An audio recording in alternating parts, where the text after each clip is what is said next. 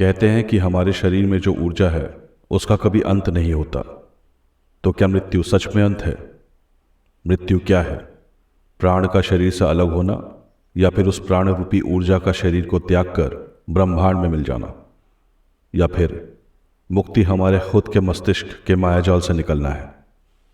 कुछ सवालों के जवाब इतने पेचीदा होते हैं कि उनका जवाब कई बार अकल्पनीय और अविश्वसनीय होता है। दादी नानी के पिटारे से चुराकर कुछ कहानियां लाया हूं। राजा रानी और परियों के परे जो दुनिया है उसमें बसी कुछ अंधेरी रातों की कहानी। मैं हूं अंकित बोस और यह है भय ओरिजिनल्स, जहां मैं आपको सुनाऊंगा कुछ दिल को दहला देने वाली ओरिजिनल हॉरर स्टोरीज। कहानियों से जुड़े रहने के लिए मेरे चैनल को सब्सक्राइब करना ना भूलें। तो आइए मैं कुछ पन्ने पलटता हूं और आपको सुनाता हूं भय से भरी हुई एक दास्तान।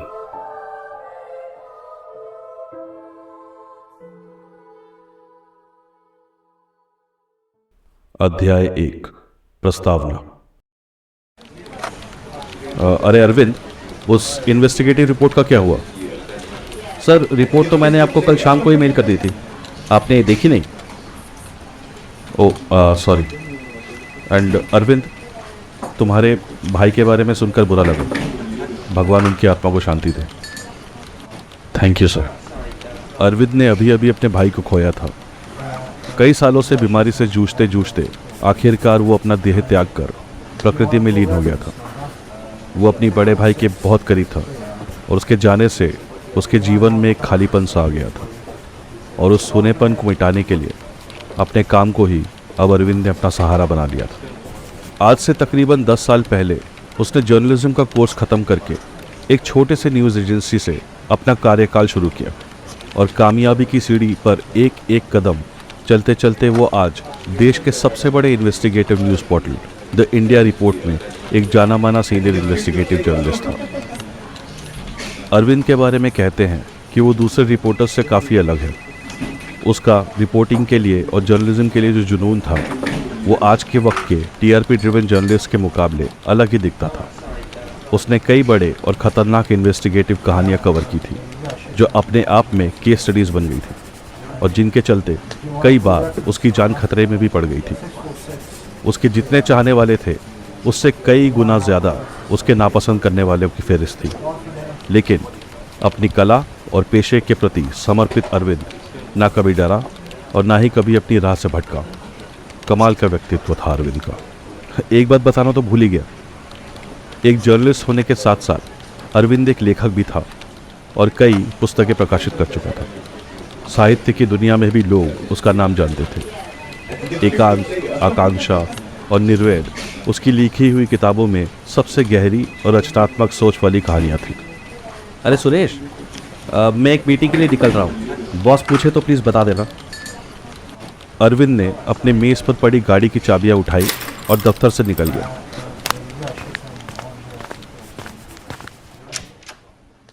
उसे पास ही के कैफेटेरिया में किसी से मिलना था। दोपहर के 2 बज रहे थे, तो एक तरह से उसका वर्किंग लंच था। मीटिंग खत्म होते ही अरविंद टेबल से उठा और सामने वाले इंसान से हाथ मिलाकर वहां से निकलने लगा। वो रेस्टोरेंट के दरवाजे की तरफ बढ़ ही रहा था कि चलते चलते वो किसी से टकराया। सॉरी, माफ़ कीजिएगा, अरविंद ने उस आदमी से कहा। उसने नीचे देखा तो उस आदमी के बैग से कुछ ज़मीन पर गिर गया था। पुरानी सी डायरी थी शायद। अरे भाई साहब। उस आदमी को अरविंद ने आवाज़ दी, पर उस आदमी ने सुना नहीं शायद। वो बिना पीछे मुड़े रेस्टोरेंट से बाहर निकल गया। अरविंद ने सोचा कि उस डायरी को किसी रेस्टोरेंट के स्टाफ को पकड़ा दे, शायद वो आदमी उसे ढूंढता हुआ वापस आ जाए, लेकिन उसने ऐसा नहीं किया। अब वो उस पुरानी सी डायरी की बनावट थी या इंसानी फितरत जो हमें अक्सर चोरी छुपे दूसरों की लिखी चीज़ों को पढ़ने के लिए उत्साहित करती है, ये तो नहीं पता। लेकिन अरविंद एक बार उसे खोलकर देखना चाहता था कि उसमें क्या लिखा हो सकता है। शायद किसी की ज़िंदगी की दास्तान के कुछ पन्ने, या हो सकता है किसी की कुछ अनकही बातें हों। तो उसने पास की एक टेबल पर अपना लैपटॉप बैग रखा और कुर्सी को सरका कर उस पर बैठ गया। डायरी काफ़ी पुरानी थी। पुराने ज़माने में चमड़े की बनी डायरियाँ होती थी ना, बिल्कुल वैसी ही। एक धागे से गांठ बंधी हुई थी जिससे कि डायरी को बांधा हुआ था। बहरहाल अरविंद ने धीरे से वो धागा खोला और डायरी के कवर को पलटते हुए पहले पन्ने पर नज़र दौड़ाई। उस पे पेंसिल से एक पुरानी सी बिल्डिंग का स्केच बना हुआ था जिसके नीचे गाढ़े अक्षरों में लिखा था तवांग मनोविज्ञान संस्थान। कुछ इंटरेस्टिंग सा लग रहा है। अरविंद ने उस नाम को पढ़ा और पन्ना पलटा। अगले पन्ने पर पेंसिल से कई सारी चीज़ें लिखी थी और कई विचित्र दिखने वाली छोटे छोटे स्केच बने हुए थे जिसमें कई इंसानों पर अलग अलग प्रकार के प्रयोग होते दिखाए गए थे। देख कर लगता था कि मानसिक रोगियों पर किसी तरह के अमानवीय प्रयोग किए जा रहे हो। ये सब क्या है? इसके बारे में तो पहले कभी नहीं सुना। अरविंद के मन में कई सारे विचार आ रहे थे। अगर जो वो पन्नों पर देख रहा था उनमें कोई भी सच्चाई थी तो ये हैरानी की बात थी कि इतनी बड़ी बात दुनिया की नज़रों से आज तक कैसे छुपी रही। उसने एक एक कर सारे पन्ने देखे और फिर बिना किसी से कुछ कहे उस डायरी को अपने बैग में रखते हुए उस रेस्टोरेंट से बाहर निकल गया। गाड़ी में बैठकर अपने घर की तरफ जाते अरविंद के मन में इस वक्त एक बेचैनी सी थी। जिस घर में कभी वो अपने परिवार के साथ रहा करता था आज उस घर में कोई नहीं है। जो कभी घर हुआ करता था आज वो सिर्फ एक ईंट और सीमेंट की बनी एक इमारत रह गई थी और अब उस इमारत की हर एक दीवार जैसे उसे काटने को दौड़ती थी।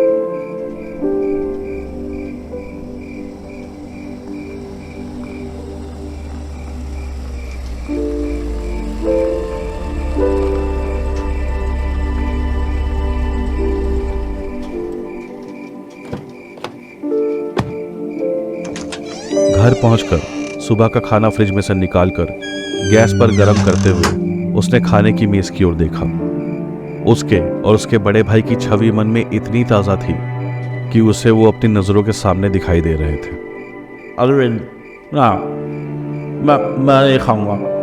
बस एक गिराए और भाई देखो, जू, ये आया प्लेन और ये गया भैया के पेट में।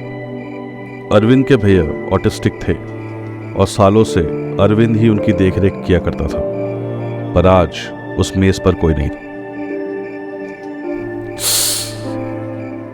ख्यालों में खोए अरविंद को एहसास ही नहीं हुआ था कि बर्तन गैस पर रखे रखे गर्म हो गया था।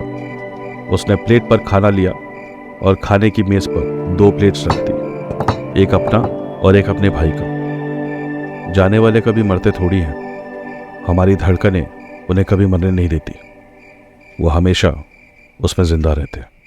नम आंखों के साथ खाना खाकर अरविंद ने अपना प्लेट रसोई में रखा और दूसरी प्लेट को मेज पर ही छोड़ दिया और अपने बेडरूम में जाकर वो बिस्तर पर लेट गया।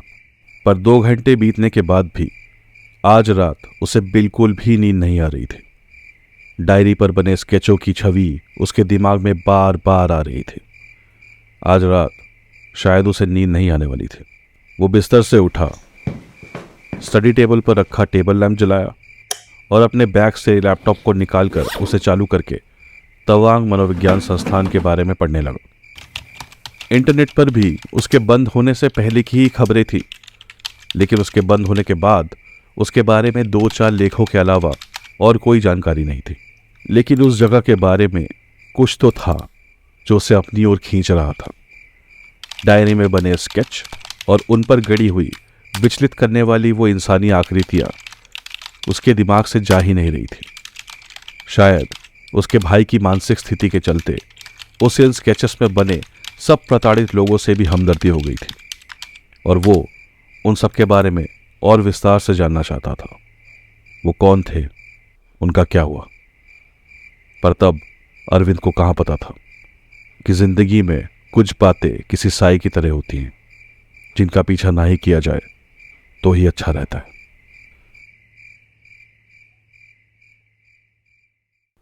अध्याय 2, प्रस्थान। अरे बाप रे, 9 बज गए। फटाफट तैयार होकर निकलता हूं। रात को अरविंद लैपटॉप पर लेख पढ़ते पढ़ते कब सो गया था उसे मालूम ही नहीं चला। वो जल्दी से उठा और तैयार होकर ऑफिस के लिए निकल गया। ऑफिस पहुंचकर वो सीधा अपने एडिटर के कमरे में गया। सर मुझे एक हफ्ते की छुट्टी चाहिए। सब ठीक तो है अरविंद? हाँ सर, बस सोच रहा हूँ कि कुछ दिनों के लिए कहीं घूम आऊँ। घर में अकेले मन नहीं लगता। मुझे भी लगता है तुम्हें अब कुछ दिन कहीं घूमाना चाहिए। एडिटर ने अरविंद की ओर देखा। कोई जगह सोची है? तवांग। अरविंद ने मुस्कुराते हुए जवाब दिया। एडिटर ने भी मुस्कुराते हुए अपना सर हिलाया। तो कब निकल रहे हो? सोच रहा हूँ आज शाम की फ्लाइट से ही निकल जाऊँ। Then go Arvind, enjoy your trip. Arvind editor से बात करके उसके कमरे से बाहर निकल गया। खूब सारी फोटोग्राफ्स खींचना। एडिटर की आवाज़ सुन अरविंद पीछे मुड़ा और उसे दूर से अलविदा कहते हुए वहाँ से अपने डेस्क की ओर चला गया। अपने डेस्क पर बैठकर उसने तेजपुर के लिए शाम की फ्लाइट बुक की और अपना सारा सामान समेटकर घर के लिए निकल गया। घर पहुंचकर उसने अपने कपड़े और कुछ बाकी का ज़रूरी सामान पैक किया। हफ्ते भर की छुट्टी ली थी तो सामान भी थोड़ा ज़्यादा था। कुछ घंटे आराम करके उसने घर से निकलने की तैयारी की। घड़ी में उस वक्त दोपहर के 3 बज रहे थे। शाम के 6 बजे की फ्लाइट थी और रोहिणी के सेक्टर 28 में बने उसके घर से एयरपोर्ट का रास्ता काफ़ी लंबा था। घर से निकलते वक्त उसने एक आखिरी बार अपने खाली फ्लैट की ओर नज़र दौड़ाई। सोफे की तरफ नज़र गई तो ऐसा लगा मानो जैसे उसका भाई अब भी वहीं बैठा हो। अरविंद, मैं रात को आइसक्रीम खाऊंगा। ठीक है भैया, रात को बाहर चलेंगे। चॉकलेट चॉकलेट चॉकलेट, ये चॉकलेट। पर वहाँ कोई भी नहीं था। पर यादों का क्या? वो अक्सर जीती जागती तस्वीरें बनकर आंखों के सामने किसी पिक्चर की तरह चलती रहती है। अरविंद ने अपने घर के दरवाजे पर ताला लगाया और वहां से एयरपोर्ट के लिए निकल गया। घर से निकलते निकलते उसने गली में रहने वाले टिंगू को प्यार किया और उसको दूध और बिस्किट खिलाकर गाड़ी की तरफ बढ़ गया। तो ध्यान रखियो अपना, समझा? मैं थोड़े दिनों में लौट आऊँगा। शर्मा जी को बोल दिया है जब तक मैं नहीं आता वो तेरा ख्याल रखेंगे। टिंगू ने अरविंद की बात सुन अपनी पूंछ हिलाई और उसके पीछे पीछे उसे गाड़ी तक छोड़ने पार्किंग लॉट तक गया। पार्किंग से बाहर निकल रहे अरविंद ने रियर व्यू मिरर में देखा तो टिंगू उसकी गाड़ी को एकटक देखे जा रहा था। शायद अब उस जगह पर बस एक टिंगू ही था जो रोज अरविंद के घर आने का इंतजार करता था। लोग कहते हैं कि जानवर बात नहीं कर सकते, पर कुछ अरविंद और मुझ जैसे भी हैं जिनसे वो बातें भी करते हैं और हमारी बातें सुनते और समझते भी। कहानी में आगे बढ़ने से पहले मैं आप लोगों से एक रिक्वेस्ट करना चाहूँगा, क्योंकि मैं एक बहुत छोटा सा सोलो क्रिएटर हूँ एंड फिलहाल पॉडकास्टिंग से मेरी कोई इनकम नहीं है और 2020 में मेरी जॉब जाने के बाद से फाइनेंशियली स्ट्रगल कर रहा हूँ।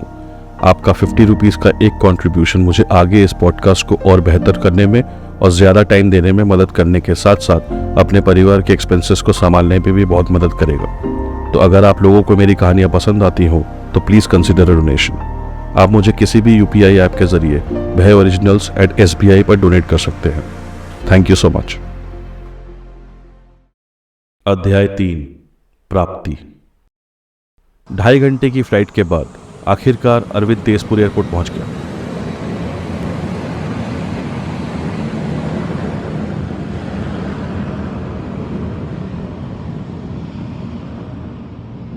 वो एक आध बार पहले भी तेजपुर आया था काम के सिलसिले में, पर उन दिनों के मुकाबले आज एयरपोर्ट पर भीड़ काफ़ी कम थी। उमस भी काफ़ी ज़्यादा थी तो उसे पसीना भी बहुत आ रहा था और इतना पसीना आने की वजह से पूरा चिपचिपा महसूस कर रहा था। टी-शर्ट भी ऐसे भीग गई थी जैसे कि उसने खुद पर एक बाल्टी पानी उड़ेल लिया।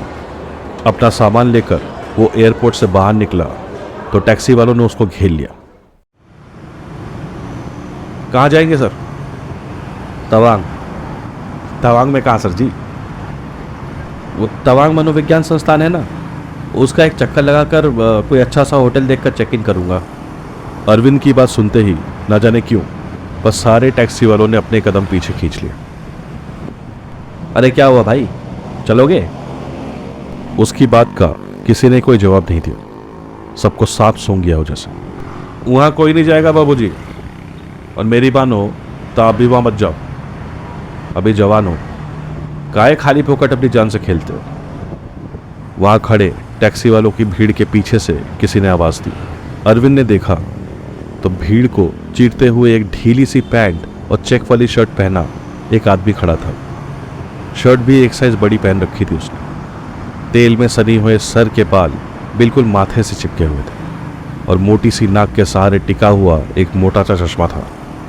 छोटी कद काठी का वो आदमी उसी की ओर चला आ रहा था। और हम भी नहीं जाएंगे, डबल पैसे दूंगा तब भी नहीं। अरविंद की बात सुन वो आदमी सोच में पड़ गया। अब सोच क्या रहे हो, जल्दी बताओ वरना मैं किसी और से बात करूं। ठीक है बाबूजी, पर हम उस संस्थान के पास नहीं जाएंगे, आपको दूर से दिखा देंगे, चलेगा? हाँ हाँ ठीक है, कोई बात नहीं, अब चले। उस आदमी ने अरविंद का सामान उठाया और उसको अपने साथ साथ अपनी गाड़ी की तरफ ले चला। सफ़ेद रंग की एक पुरानी सी एम्बेसडर खड़ी थी, पर ठीक ठाक हालत में थी। एक आध जगह से पेंट उखड़ गया था और पीछे की एक टेल लाइट भी हल्की सी उखड़ी हुई थी। आज के दौर में बहुत कम एम्बेसडर टैक्सियाँ बची हैं। जहाँ बचपन में एम्बेसडर, फिएट और मारुति 800 चला करती थी, जिसमें परिवार और पड़ोसी सब ठसाठस ठूस के खुशी खुशी सैर पर निकलते थे और कॉन्टेसा वाले रईस हुआ करते थे। वहीं आज के दौर में मॉडर्न और सारी सहूलियतों से लैस लंबी गाड़ियों के बावजूद लोगों में अब वो बात नहीं रही। वक्त के साथ लोगों की गाड़ियाँ तो लंबी होती गई, पर दिल की गहराइयाँ कम होती गई। अपने वक्त की बात ही कुछ और थी। खाक हो गए साहब, बैठिए। 8-10 घंटे का सफ़र है और रात में कोहरा काफ़ी रहता है, जितना जल्दी निकलेंगे उतना अच्छा। नाम क्या है तुम्हारा? मनोज। अरविंद ने उसकी बात सुन मुस्कुराया और गाड़ी में बैठ गया।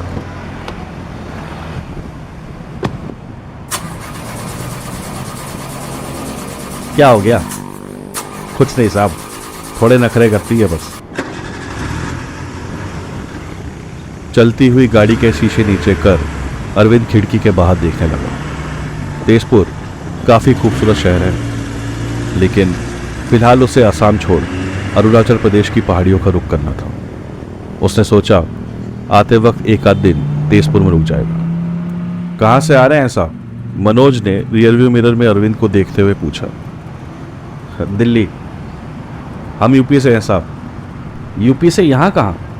बस साहब, एक दिन मसूरी से हमारे एक दोस्त विनोद का फ़ोन आया कि यहाँ तेजपुर में टैक्सी का काम है, तो हम चले आए। अभी तो 4 साल हो गए टैक्सी चलावे। काम धंधा सही है यहाँ? घर पर कौन कौन है तुम्हारे? जी साहब, दाल रोटी चल जाती है और हर महीने टाइम पर घर पर पैसा भी भेज देते हैं। बाबूजी बुढ़ा गए हमारे, एक बीवी और एक बिटिया है, अभी पढ़ रही है। आपकी बीवी बच्चे हैं साहब? नहीं।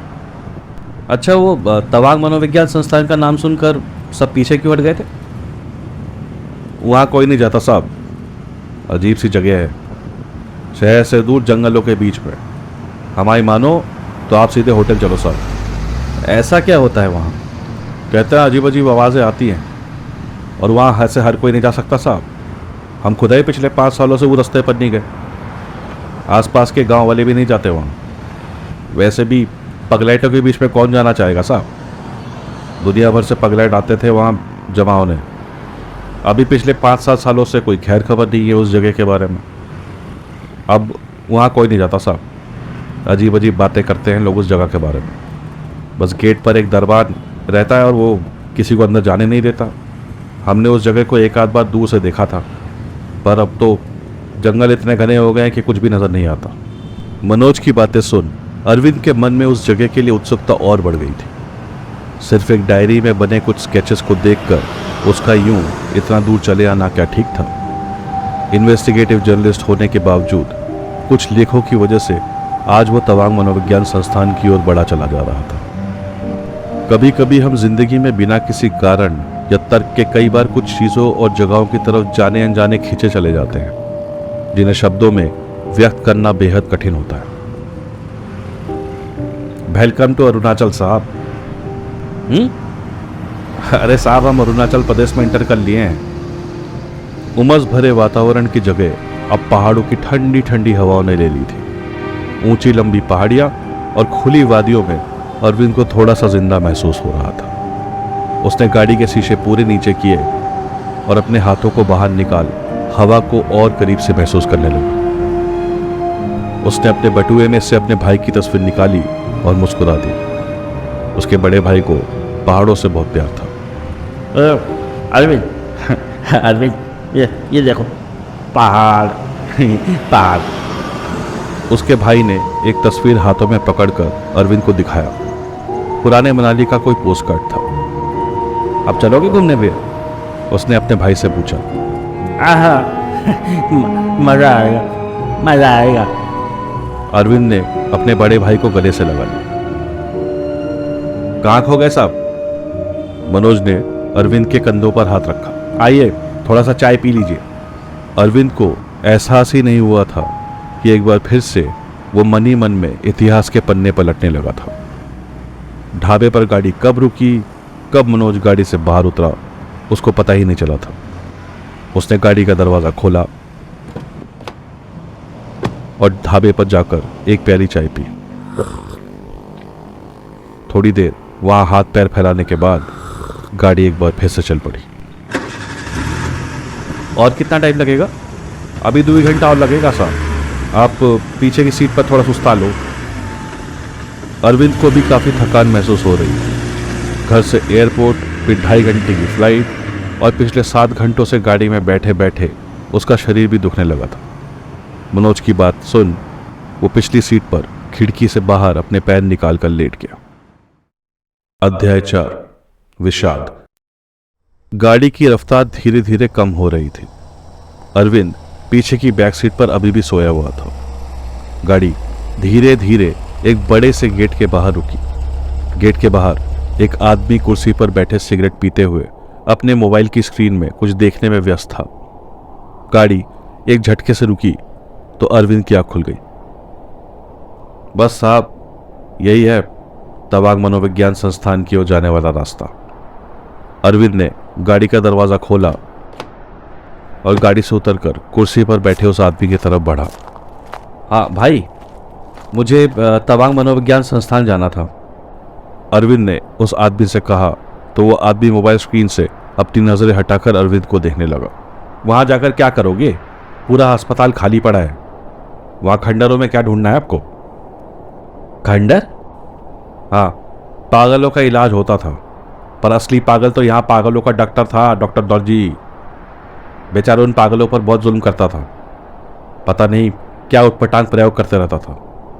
एक दिन सारे पागलों ने मिलकर उसको और पूरे अस्पताल को जला दिया। सारे मर गए। अब बस इमारत बची है। कोई नहीं जाता अंदर। ये जगह ठीक नहीं है, आप चले जाओ। आर्डर नहीं है किसी को भी अंदर जाने देने का। उस आदमी की बात सुन अरविंद की उत्सुकता और बढ़ गई, क्योंकि अखबारों के मुताबिक वहां पर शॉर्ट सर्किट की वजह से आग लगी थी। कहीं भी इस कहानी का जिक्र नहीं था। शायद डायरी में बने स्केच में कोई ना कोई सच्चाई तो थी। तुम्हारा नाम क्या है? अरविंद ने उस आदमी से पूछा। तेंजिन, उस आदमी ने सिगरेट का एक कश लेते हुए जवाब दिया। मैं एक जर्नलिस्ट और लेखक हूँ। यहाँ के बारे में लिखना चाहता था, इसीलिए अंदर जाकर जगह को देखना चाहता हूँ और आसपास के लोगों से इस जगह के बारे में जानने आया हूँ। आप कोई भी हो साहब, आर्डर नहीं है। अब अरविंद ने एक 2000 का नोट दिखाते हुए पूछा। उस आदमी ने अरविंद को एक टक घूरा और उसके हाथों से वो नोट ले लिया। अभी दिन में नहीं, आप शाम को आना।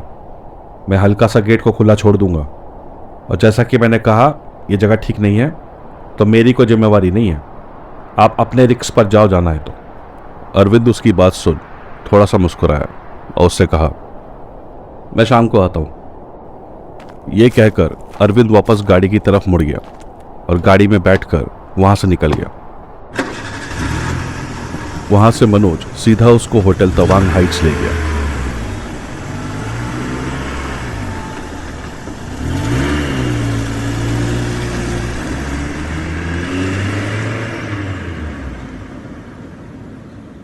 Thank you Manoj. शाम को आ पाओगे? ठीक है साहब, वैसे भी कल सुबह से पहले तेजपुर वापस जाना नहीं है। आ जाऊंगा, चलता हूँ साहब। चेक इन करने के बाद बेल बॉय अरविंद को उसके कमरे तक ले गया और उसका सामान रख वहां से चला गया।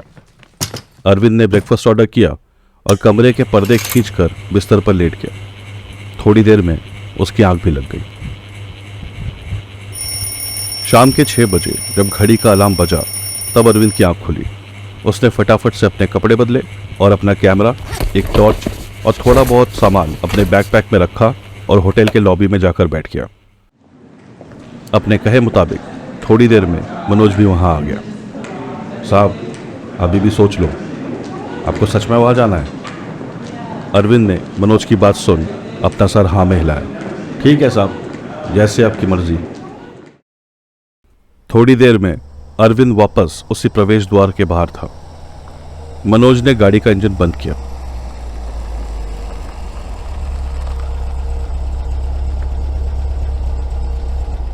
बस साहब, इससे आगे हम नहीं जाएंगे।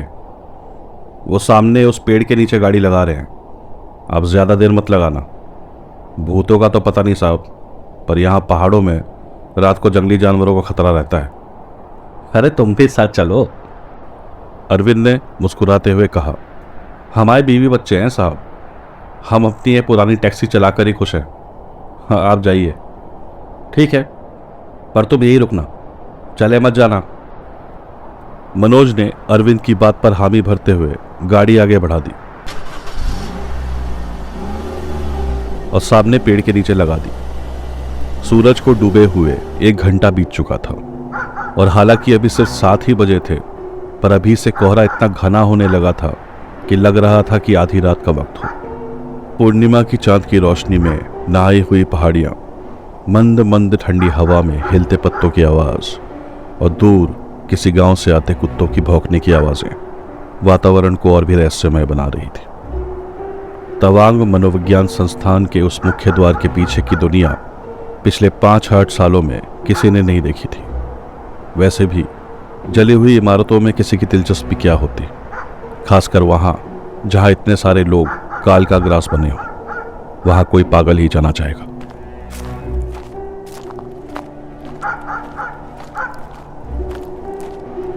धीमी कदमों से अरविंद एक सोनी पगडंडी पर चलते जा रहा था और थोड़ी दूरी पर अंधेरे में चांद की रोशनी में चमकती हुई एक इमारत नजर आ रही थी। आसपास उगी झाड़ियां और घने जंगल इस बात के गवाह थे कि वहां किसी इंसान के कदम पड़े सालों बीत चुके थे।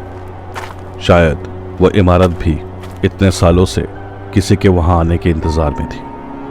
अरविंद ने अपने बैग से अपना वीडियो रिकॉर्डर निकाला, उसे चालू किया और अपना अनुभव रिकॉर्ड करने लगा। मैं इस वक्त अरुणाचल प्रदेश के तवांग में स्थित तवांग मनोविज्ञान संस्थान की ओर बढ़ रहा हूँ। इस जगह को देखकर लगता है कि यहाँ कोई सालों से नहीं आया। कहते हैं कि यहाँ के डॉक्टर दौरजी अपने पेशेंट्स पर अमानवीय प्रयोग करते थे और उसी के चलते एक दिन यहाँ के मनोरोगियों ने मिलकर ना कि सिर्फ उसे बल्कि पूरे संस्थान को जलाकर खाक कर दिया। पर इसके बारे में हमें आज तक बताया नहीं गया। इतना बड़ा हादसा और इतने लोगों की मरने के बावजूद इस जगह को इतिहास के पन्नों के सपुर्द कर दिया गया, क्यों?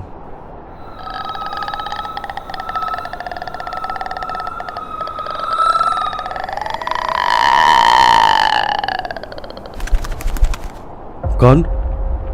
अरविंद ने टॉर्च की रोशनी दौड़ाई तो उसे पेड़ों के पीछे से एक साया अस्पताल की ओर दौड़ता नजर आया। अरविंद कैमरा लिए उस साये के पीछे दौड़ा।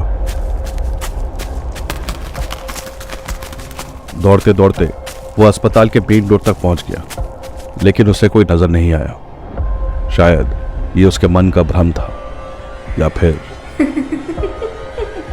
टॉर्च की रोशनी पड़ी तो ऊपर खिड़की पर एक औरत अपना सर निकाले उसे देखकर मुस्कुरा रही थी। उसका चेहरा तो ठीक से नजर नहीं आ रहा था, पर अरविंद ने गौर से देखा तो ऐसा लगा मानो ऊपर बनी खिड़कियों में से कई सारे लोग उसे ही देख रहे थे। कोई और होता तो शायद वहां से भाग जाता, पर अरविंद उनमें से नहीं था। हैरानी की बात थी कि पूरी इमारत जल चुकी थी पर ढही नहीं थी। दरवाजा खुलते ही वो एक बड़ी सी लॉबी में दाखिल हुआ। पैरों के नीचे टूटे हुए कांच के टुकड़े अब भी चरमरा रहे थे। एक कोने में शायद रिसेप्शन हुआ करता था। कतार में लगी हुई जली हुई कुर्सियों पर शायद कभी वहां भर्ती मनोरोगियों के घर वाले उनसे मिलने के इंतजार में बैठते होंगे। सामने से दाईं तरफ की गलियारे से होती हुई ऊपर जाती सीढ़ियां और ठीक सामने कभी ना खत्म होने वाले हॉल से होते हुए अस्पताल के अंदर की ओर जाता हुआ अंधेरे में डूबा हुआ एक पैसेजवे। ये क्या है? दीवार पर आधी जली हुई एक तस्वीर टंगी हुई थी जिस पर शायद किसी आदमी की तस्वीर रही होगी। तस्वीर के नीचे सिर्फ आखिरी के 3 अक्षर JEE बच गए थे। JEE, doctor दौरची।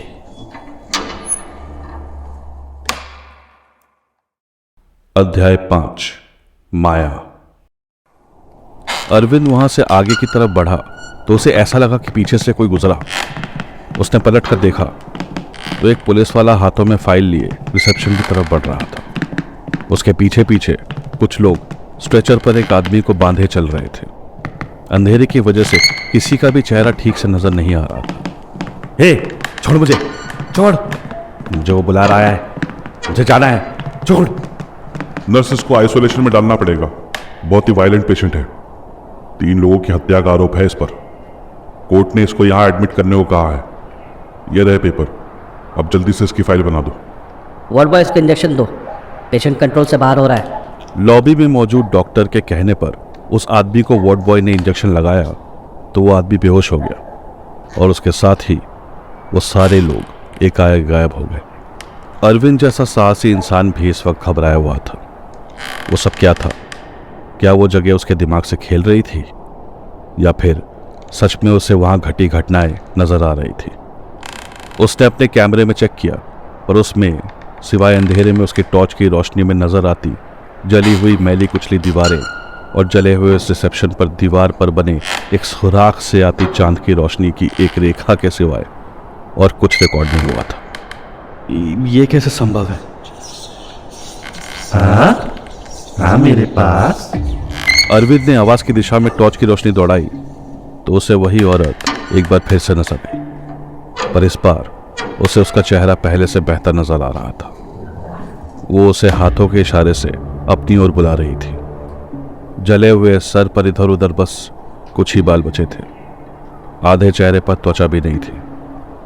कोई और होता तो उसकी आंखों तक आती आधी मुस्कान को देख शायद वहीं पर बेहोश हो जाता।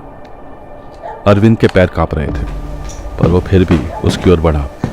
कुछ भी हो, आखिर अरविंद था तो इंसान ही, और भय सबको लगता है। अरविंद के 2 कदम बढ़ाते ही वो औरत वहां से उन अंधेरी गलियों में और अंदर चली गई।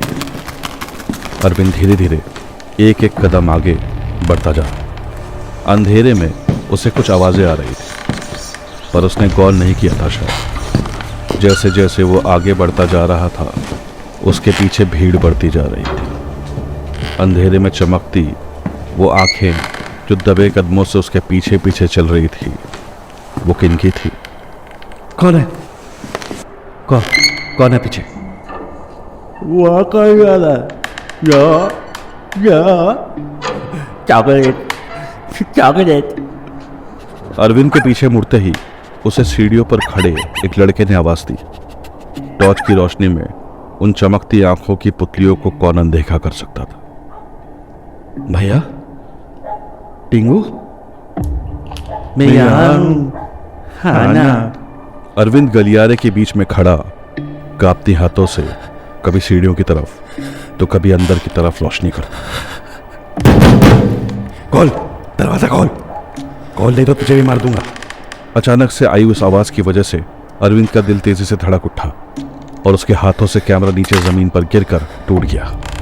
उसने देखा बाई ओर के बने कमरे का जो लोहे का दरवाजा था वो एकाएक से एकदम नया सा लग रहा था और उस पर मौजूद छोटी सी खिड़की से कमरे के अंदर जलती बुझती बल्ब की रोशनी में कुछ लोग एक आदमी को बिस्तर पर लेटाकर उसके हाथ पांव बांधकर उसे बिजली का झटका देने लगे।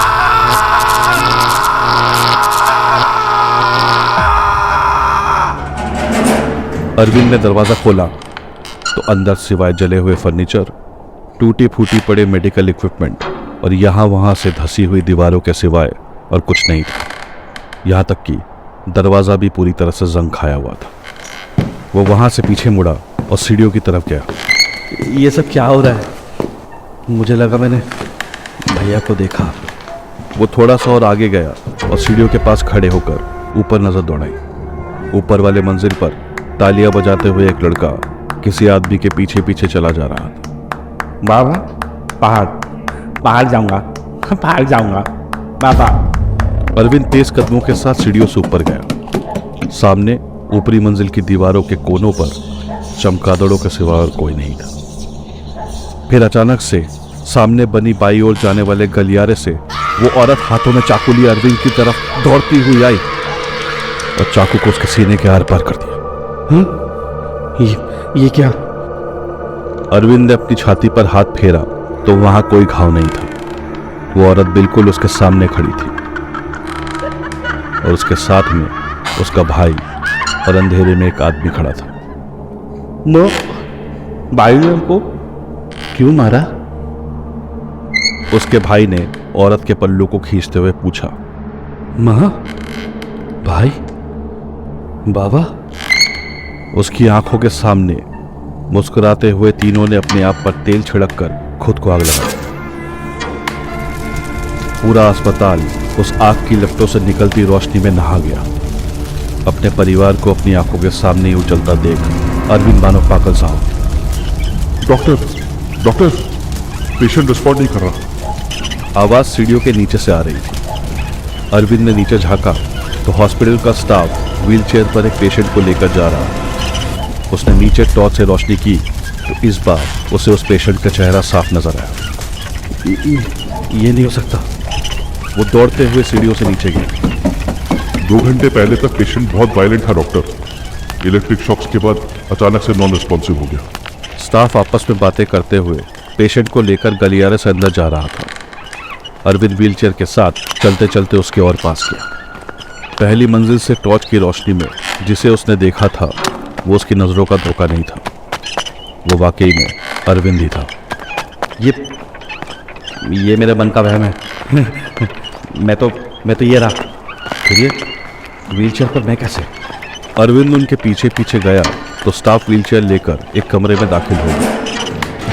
पेशेंट के सर पर ब्रेन वेव डिटेक्टर लगाओ और ऑब्जर्वेशन पर रखो। अरविंद ने डॉक्टर के सीने पर लगे बैच को देखा तो उस पर डॉक्टर डॉर्जी लिखा था। वो धीरे धीरे बिस्तर के पास गया। मैं यहाँ हूँ तो मैं वहाँ कैसे? अरविंद को बेचैनी सी महसूस हो रही थी। उसके हाथ पांव में कोई सुई चुभा रहा हो जैसे। उसने अपने हाथों को देखा तो उसके हाथ धीरे धीरे गायब हो रहे थे। ये मुझे क्या हो रहा है? ये मुझे क्या हो रहा है? नहीं। उसकी चीखें अस्पताल के गलियारों में गूंज रही थी और देखते देखते वो हवा में गायब हो गया। अध्याय 6। साक्षात्कार।